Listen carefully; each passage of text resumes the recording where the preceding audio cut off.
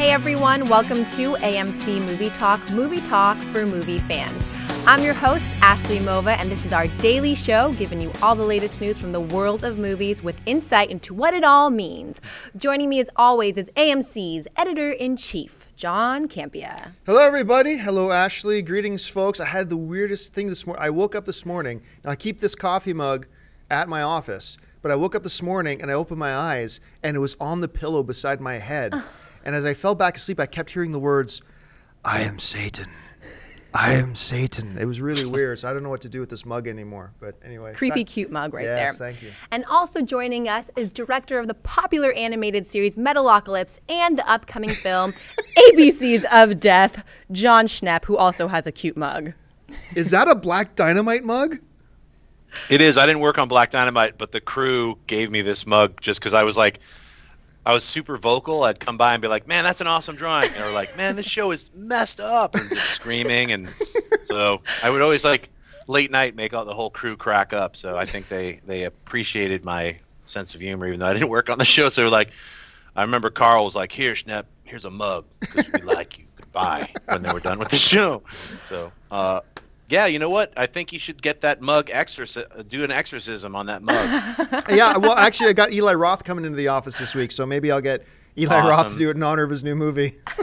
Or just torture porn the mug. That's what I asked Eli Roth. I got this mug. Can you just ankle it or something like that? As many of you already know, one of our most highly anticipated movies of the year, Anchorman: The Legend Continues, opens in AMC theaters everywhere December 20th. The film reunites the whole cast as well as new additions, Kristen Wiig, who will play a love interest for Steve Carell's Brick, and X-Men's James Marsden, who will be playing a new nemesis for Ron Burgundy. The Hollywood Reporter is now claiming that the biggest name to join this series has just signed on, Harrison Ford. Ford will reportedly be playing a legendary newscaster a la Tom Brokaw. John, what do you think about Harrison Ford joining Anchorman 2? This is wonderful. Now, I can't help but wonder if somebody watched that movie Morning Glory that he did a couple of years ago where he played some staunchy old newsman. And I just get this feeling now that he's just going to be playing the exact same character. But Harrison Ford, I love seeing him. He's popping up in a lot of films. I believe he's going to be in 4 films in the next 18 months. Which is just fantastic. I'm really looking forward to Ender's Game 2. That's going to be really cool with him playing a military dude in that. I think this is great. I love seeing Harrison Ford doing comedy. Anchorman already is one of my top 4 or 5 most anticipated films of this year. The original is one of my all-time favorite comedies ever, probably my top 5 all time. So Harrison Ford joining this, sign me up. I think this is awesome. Schnepp, what do you think? 100% into that. I just watched Anchorman again about a month ago. It is one of my all-time top 10, right up there with Trading Places. A whole bunch of different Bowfinger. My top 10, Anchorman is up there. I was actually friends with Adam McKay. He used to be an original member of the Upright Citizens Brigade, so I was pals with him back when I lived in Chicago. So proud of that guy to be on the top-notch director and comedy writer going on right now. He's it.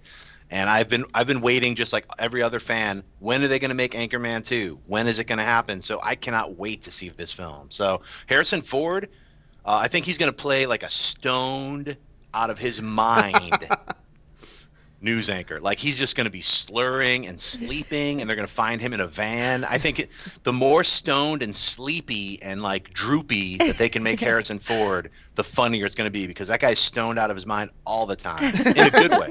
He likes being baked. So I think they should amp that up and just really take that over the top. That's what I'm hoping. All Either right. that or he's a speed freak. I don't know what's going to happen. So. Love it.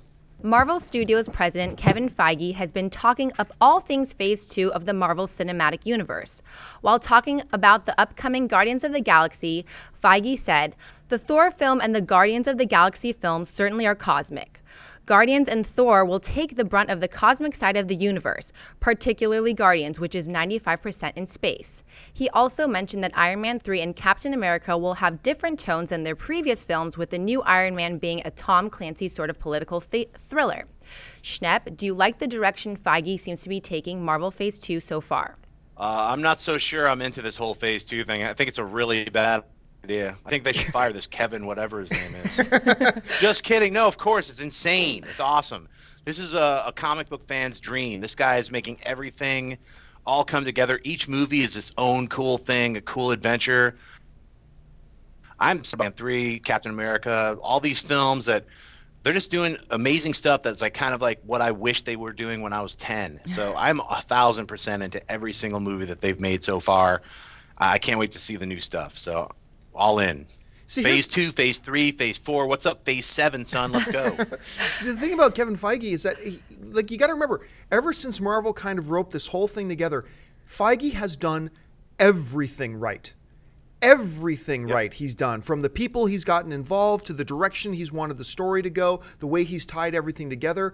Everything he's done is right. Because look, I'm telling you right now, if he hadn't done everything so perfectly already, then when they announced Guardians of the Galaxy, I would have been a lot more apprehensive about the whole notion of the Guardians of the Galaxy, because, you know, it's these kind of strange, weird characters that nobody's ever heard of, that are really outside of the fold that most of the other characters are right now. I wouldn't have really bought into it. But because it's Feige, and because he says this is the right idea, and he's done everything perfect with Marvel so far, I completely buy in and I'm totally okay with it. Now, as far as the Iron Man 3 thing, one of the things I love about Feige is when he describes, look, we're not doing a superhero film. We're doing a Tom Clancy kind of political thriller dressed up as a superhero film. And I love that. That kind of epitomizes what he's done with this whole series of Marvel films so far, in that he's doing more than just what we've come to expect from a superhero movie. He makes real films dressed in the genre of a superhero movie, and I think that's why they work so well. What do you think, Schnepp?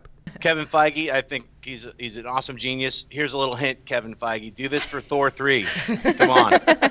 Everybody knows what I'm talking about. Thor 3, let's see that happen, man. Don't be a disappointment. You're batting 1,000. What's going on? All right, folks. Well, it's time for that part of the show called Buy or Sell. What we're going to do here simply is that Ashley has a bunch of other stories from the world of movie news pulled out right now, and she's going to read them off. And as she does, Schnepp and I are simply going to say whether we buy it or sell it. So, Ashley, what do we got? One of the more successful video game to movie adaptations was the original Tomb Raider back in 2001, making almost $275 million at the box office. There now appears to be movement bringing a reboot of the Tomb Raider to the big screen. The new film will tie closely in with the game series and will feature a younger Lara Croft. Producer Graham King stated the story before she became Lara Croft, so it is a character piece. It does have a lot of really great characters, but it's a lot of action and a lot of fun. And for me, it's something very different. I've not really done a movie like this before, but I really gravitated to rebooting this franchise, and we're going to give it a shot. John, buy or sell a rebooted Tomb Raider movie with a younger Lara Croft? You know, oddly enough, despite the fact that I usually very poo-poo on everything video game movies, I'm going to buy this. I thought the first Tomb Raider was one of the more tolerable video game movies, because most of them, if not all of them, do suck. And the fact that they're rebooting it is the right decision to do. I mean, you know, Lara Croft is now 12 or 13 years older than she was when she made the first Tomb Raider. So I like it. Yeah. And you know, this is a very interesting character. Some cool things you could do. It's kind of like an Indiana Jones, and we don't have enough female leads in these types of action adventure films. So for me, it's a buy. What about you, Schnepp? I don't know. I mean, I remember playing Tomb Raider a while back. I know aren't they coming out with a new reboot of the game? Yeah, they're kind of tying the movie and the game in together. I mean, it's a fun game. You know, I'm going to sell it, though. I think that it would be better served to just come up with different video game adaptations. They've already done Tomb Raider twice. I don't see it as, like, you know, another franchise. So, all right. Sell. As many of you may not know, a few years ago, James Franco created a documentary called Saturday Night, a behind-the-scenes look at Saturday Night Live. The film met with positive reaction at film festivals, but never went anywhere after being purchased by Adam Yauch's company. However, there seems to be hope that Saturday Night will indeed hit theaters, as Franco recently said the following: "We sold it to Oscilloscope, and then sadly Adam Yauch died. So then all of the projects with Oscilloscope were kind of tied up in a weird way. So now we've sold it to Focus Features, which has the same ownership as NBC and Universal. So maybe that's in our favor. So we're just working out all the final logistics, and it will come out." Schnepp, buy or sell a Saturday Night Live documentary by James Franco? Buy immediately. I think when Adam Yauch died, a lot of people don't know MCA, the original guy from the Beastie Boys, had his own film company. He released a lot of really cool independent movies. I think, obviously the Saturday Night documentary by James Franco seemed like an easy fit for Oscilloscope. Unfortunately, MCA passed away, and yeah, it probably looks floating around. But any documentary about the original not ready for primetime players, I'm watching it, because that was where true television comedy was born, or reborn, so to speak, in a brand new way, and it just changed the way everyone made television comedy from that point on. So launched the careers of everybody from Dan Aykroyd, Gilda Radner, Lorraine Newman, John Belushi, Chevy Chase, Bill Murray. I mean, it's all those guys are in the first season. So Garrett Morris, others. I mean, the list is endless. So, well, not endless. There's only about 8 people. So let's just say it's not endless. But I think I named everybody. So yeah, that's all I got. I'm buying it. I'll buy twice. I'm going to buy it too. I remember watching this, this was years ago, but watching this special when Will Ferrell was kind of wrapping up his time on SNL. I remember this, right. I can't remember if it was NBC or ABC, this piece on him that was like a half-hour long, just going behind the scenes of Saturday Night Live and how they put their shows together every week, from when they get the host and how they develop the skits and all this, and how it all works. And I just remember thinking, this is fascinating. This is amazing how they pull the show. And really, Saturday Night Live is an iconic part of the pop culture in North America. And the fact that James Franco's doing it, I mean, I don't know if he's a great filmmaker or not, but I do know it adds a level of interest to it as well. So yeah, for me, this is a buy. Awesome. Yeah. Remember the report a few weeks back that Avengers 2 would end with the Hulk being sent off into space because he was too dangerous to live on Earth, and then Marvel would do a Planet Hulk movie with Avengers 3, then being based on World War Hulk. A few Marvel reps denied the rumor, but now another denial has come from someone a little more official. Joss Whedon himself was asked about Hulk rumors in a recent interview and flatly said, well, I'm not supposed to comment, but no, that's nonsense. John, buy or sell Whedon's Hulk denial? I've got to buy the denial. Like I mentioned this before when the first denials came out. I would love to see a Planet Hulk and a World War Hulk film. I really, really would. But one of the things brought up by people that made a lot of sense is that in Planet Hulk and World War Hulk, there really is no Dr. Banner. It's all Hulk. And, you know, Marvel's got Mark Ruffalo that everybody loves in this role as Dr. Banner. And so you're going to make a couple of Hulk films and Avengers without Mark Ruffalo there? That really didn't make much sense. It also would have been a really huge undertaking. And much like Civil War, where you can't really do a Civil War storyline because Marvel doesn't have the rights to the Fantastic Four or X-Men or Spider-Man, the same can kind of be said for World War Hulk. I mean, you really need those other characters there as well. So, yeah, I got to buy Joss Whedon's denial. I really do. What about you, Schnepp? Yeah, I buy it too. I mean, I think there's so many other storylines that Marvel can pick for the Avengers to go, and all the other characters to like segue into the Avengers after the Thanos situation is probably going to be wrapped up in Avengers 2. Might I say Ultron? Or, I mean, there's like, there's so many other situations that can be earthbound and also introduce a brand new set of characters that could tie into nothing to do with Planet Hulk. So yeah, I buy it. Why wouldn't Whedon say that? So, all right. The rumor now appears to be official. It is being reported that Halle Berry is officially signed on to reprise her role as Storm in the upcoming X-Men Days of Future Past. Berry joins the likes of James McAvoy, Michael Fassbender, Jennifer Lawrence, Patrick Stewart, Ian McKellen, Hugh Jackman, Anna Paquin, Ellen Page, and Peter Dinklage. Schnepp, buy or sell Berry returning as Storm? As long as she doesn't have any of that horrible dialogue. Do you know what happens to a toad when it rains? Yeah, as long as she's given some actual good dialogue to say, yeah. I mean, Halle Berry's a great actress. She's one of the cool parts of Cloud Atlas, like her storyline in that little segment. So, and she's done a ton of amazing films. You know, like we can scratch off Catwoman and a bunch of other films. Look, not every actor is able to be in a great movie every single time because it's called acting. It's a job. They're like, all right, I'll do this. I'll try it. Oh, it didn't happen. Let me try this other thing. So, hopefully, this is the best Storm that we're ever going to get, and I'm all for it. Bring in, I buy it. Yeah, I'm gonna sell it because while I believe Halle Berry is a really phenomenal actress. I don't think her Oscar was a fluke. I think she's a solid, wonderful actress. I just always felt that this was a situation of there not being a fit. I just don't think, as good as she is as an actress, not every great actor can fit any particular role. And this was a thing where I just didn't think Halle Berry as Storm was a really good fit. So while I do like seeing Bryan Singer bringing back all these original cast members, Storm being played by Halle Berry, through no fault of Halle Berry's, is one I could have done without, so I sell it. All right, folks, we've come to that part of the show now for Mailbag. Listen, if you've got a question or perhaps a topic you'd like brought up on the show, you can email us anytime, 24/7, at amcmovietalk@gmail.com. Once again, that's amcmovietalk@gmail.com. Send us your questions, then every day we pick out a couple of them to read on air. Ashley's got a bunch of them picked out, so Ashley, what do we got in the mailbag? Chelsea Rice writes, on episode 75, you said that you don't believe that there will be an Arrested Development movie. Could you please elaborate as to why?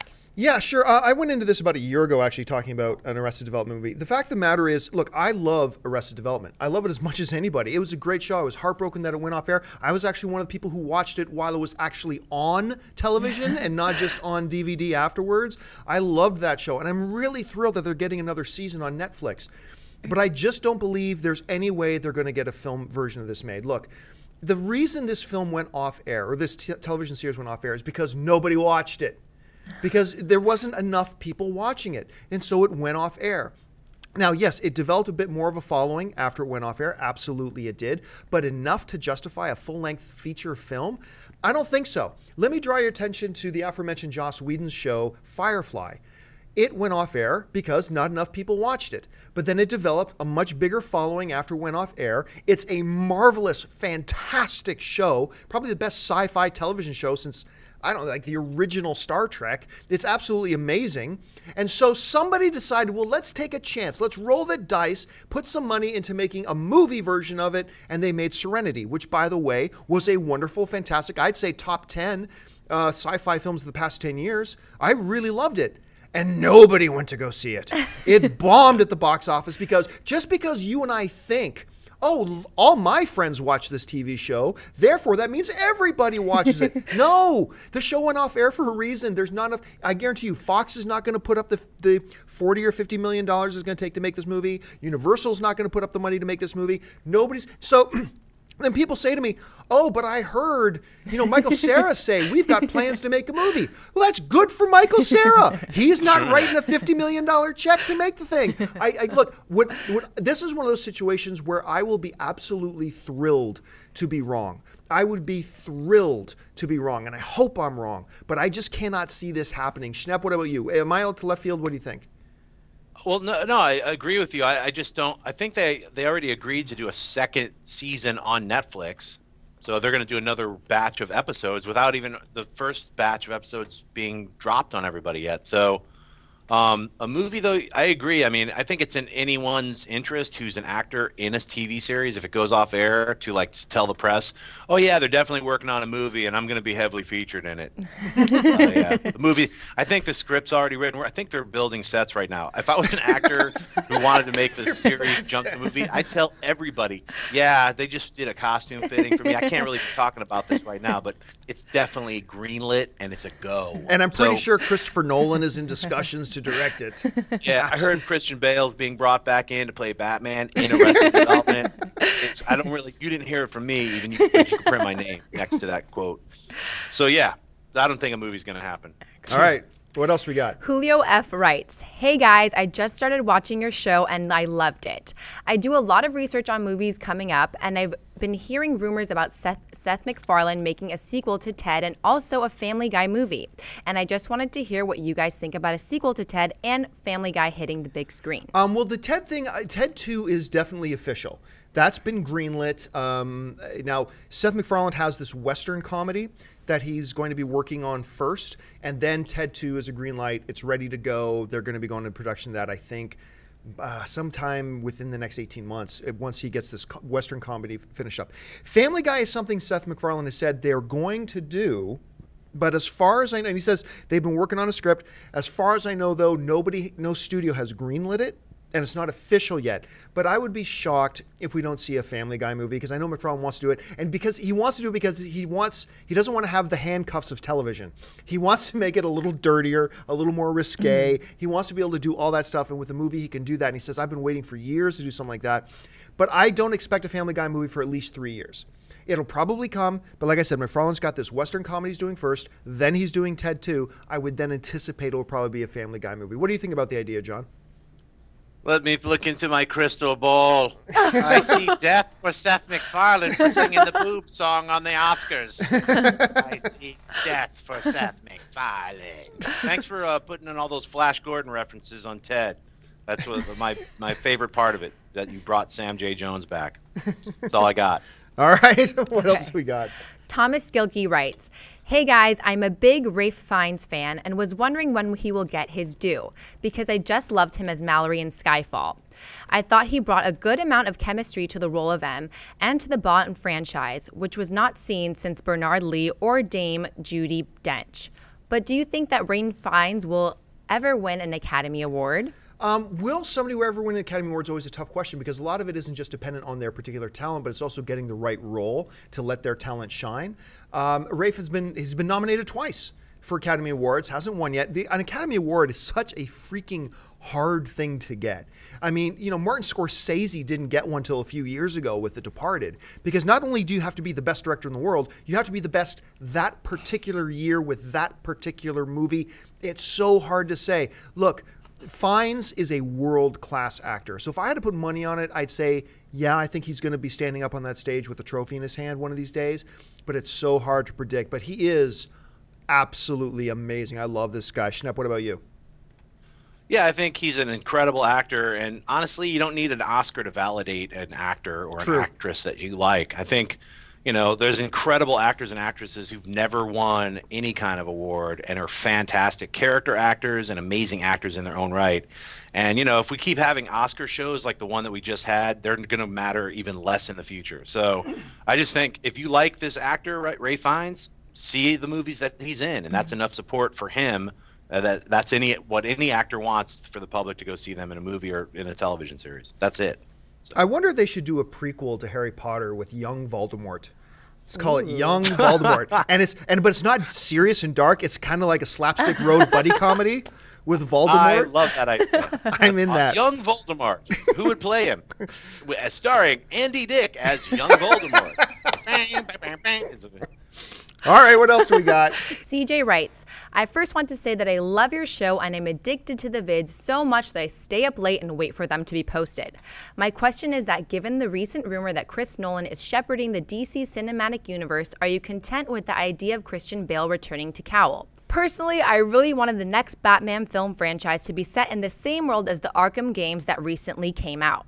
Batman Arkham City is in my mind the best Batman story ever, and that is coming from a hardcore Batman fan. First of all, it's really important, as we mentioned in the other show, that yeah, there are rumors of Christopher Nolan returning to, shepherd the DC universe, but I really personally, I doubt that that's true. I don't think there's validity to that, and certainly nobody from Nolan's camp, from DC, from Warner Brothers, anybody has confirmed that report. But let's assume for a second that it was. What do I think about Christian Bale returning to the Cowl? Personally, I don't like it. Not because I didn't like Christian Bale as Batman. I did. We all did. But that story's done. That Batman story is finished. Christopher Nolan tied it up, put a bow on it, and that was it. Now, I don't like the way it ended, but it was his ending. It's done. And I've said this before. I don't feel that Christopher Nolan's Batman universe lends itself to the supernatural or the superpowered, because Christopher Nolan's Batman universe really feels like it was rooted in reality, and therefore having an alien from another planet with superpowers and can shoot heat rays out of his eyes, aka Superman, I don't think that really fits. So personally for me, as much as I love Christopher Nolan's Batman franchise, it's the best Batman films we've had so far, I wouldn't really be for it myself personally. And besides that, I don't think it's a true rumor anyway. Schnepp, what do you think? Yeah, I'd rather see Christopher Nolan do his next feature film called Interstellar. Yeah. And just like, I think he put a nail in the head of Batman with his last movie, Dark Knight Rises. And I know he's producing the Superman movie and his brother wrote it, but like you said, it's magical. It's got guys who are like super powered flying with laser eyes. And, you know, I mean, you got Zack Snyder directing it, which is, I think it's going to be really fun and a great blockbuster movie. Tonally completely different than the entire Batman Dark franchise. I think it's gonna, you know, have a little bit of that reality, like a little bit of that same kind of grounded mythos, but it's really about, you know, a massive character called Superman, you know. So I think Christian Bale being Batman again, also once again, like he was awesome as Batman, and now that's over. Just like Tobey Maguire was Spider-Man. Time for a new person to put on the cowl, a new adventure, a new take on Batman. You know, we had Tim Burton's Batman, we had Christian Bale and Nolan's Batman. Let's get a brand new Batman. Make 3 more movies. I'm into it. Reboot. So reboot. All right, folks. Well, listen, that'll do it for us. We've run out of time. But listen, before you do anything, while I've got you, stop what you're doing and click that subscribe button. Become a subscriber to our AMC Movie News YouTube channel. It'll keep you up to date on everything going on in the world of movie news and, of course, our daily AMC Movie Talk Show. And listen, don't forget to follow us on Twitter at twitter.com/AMC Theaters. Like us on Facebook at facebook.com/AMC Theaters. And run on out and see a movie tonight. Go on over to amctheaters.com for all your theater and showtime information, as well as your movie tickets. And don't forget, click that subscribe button and subscribe to our channel. Listen, if you want to support our show, one of the things you can do is go on down to the bottom of this video and click that thumbs up button. Give us a thumbs up, and that'll help support the show. I want to thank, as always, our host for today, Miss Ashley Mova. Ashley, thank you so much. Thanks.